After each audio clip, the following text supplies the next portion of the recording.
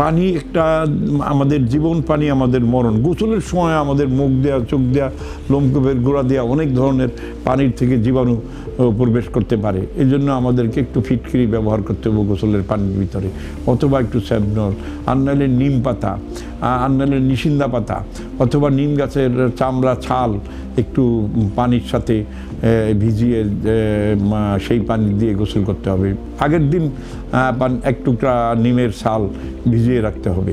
তারা দেখছি বুক ব্যথার জন্য অর্জুনের ছাল খায়, তারা একদিন আগেই অর্জুনের ছালটা সংগ্রহ করে একটু শুকিয়ে নেয়, তাহলে পানিতে ভিজাইলে একটু বেশি আর রসালো জিনিসটা আসে, লাল রঙের জিনিসটা আসে। বুকে ব্যথার জন্য ওই অর্জুন গাছের ছালটা খায়। ওরকমই আপনিও নিম গাছের একটু চামড়া, ডালা, একটু পাতা একদিন আগেই ভিজিয়ে রাখলেন বা জাল দিলেন। জাল দিলে আপনি 10 মিনিট জাল দিলেও হয়ে যাবে। সকাল রোদে জাল দেওয়ার মতো সুবিধা থাকে, জাল দিয়ে নেবেন। খেয়াল রাখবেন, আপনি সকল কিছুতে আপনার নিরাপত্তা আপনার, আপনার জীবন আপনার, আপনার রোগ আপনার, আপনার জীবনের জন্য অন্য কেউ কোনো কিছু করবে না, আপনারটা আপনারই করতে হবে। আপনার নিরাপত্তা বেশি থাকলে আপনার সন্তানরা, আপনার বাড়ির সবাই আপনার কাছ থেকে এই জিনিসগুলো শিখে নেবে।